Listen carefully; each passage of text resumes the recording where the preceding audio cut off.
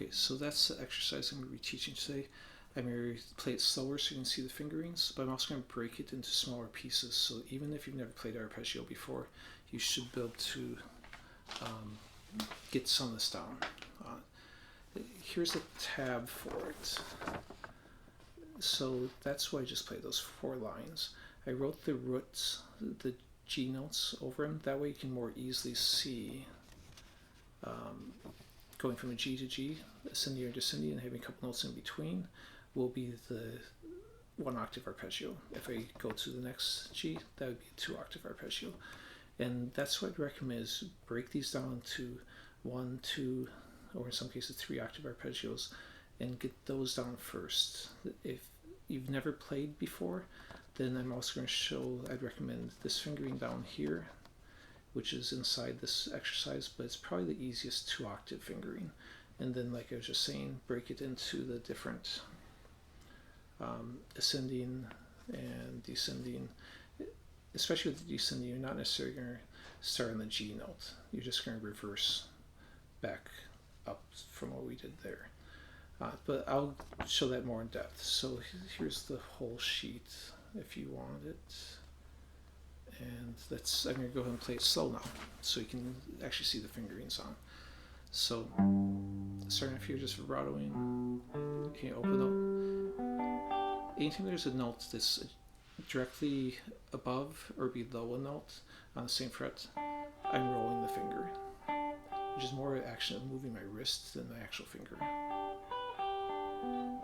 Now I know for a lot of people, especially on the 3rd finger or pinky, it's going to be hard to roll, but I think it's the most efficient. Now I'm going to jump up to the 3rd finger here, because even though I came down with my pinky, that's what I do if I'm going to continue in the same position. But if I'm going to move forward, I use my 3rd finger because that pulls me forward, so my 1st finger is ready to play the next part.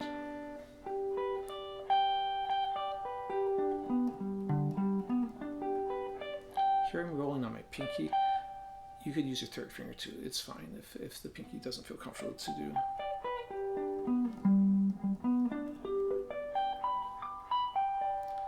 There, on this one, I'm doing this fingering, which would be if I was back here, but you could also do this one. I just wanted to show a variety.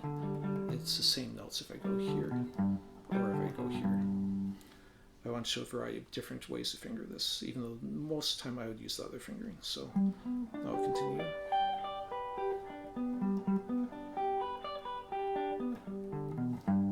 Okay, so that's that whole bit. If you are just starting off, like I said before, then I'd recommend this arpeggio first. 1st octave is there, 2nd octave is here. And you can play each one of those separately and play some sort of scale run. Or you could practice sweeping, going back and forth. You could do pull-offs, whatever you want. Get those small pieces down, and then you can move on to the big shapes on it. I wrote this out in the key of G. Well, not the key of G, in the G major arpeggios, which is in the key of G, key of C, or key of D. So some of the most common ones. But that doesn't mean you can't play any major arpeggio with these shapes. So if I want a B major, all I do is move the same shape up and start on B. If I want A flat, same thing. I just start on the A flat and it'll be fine. If you have any questions on this, you can leave comments. I also already did one for minor arpeggios, which you can check out. I'll leave a link for it, and there should be a link on the screen, and you can check that out. Thanks.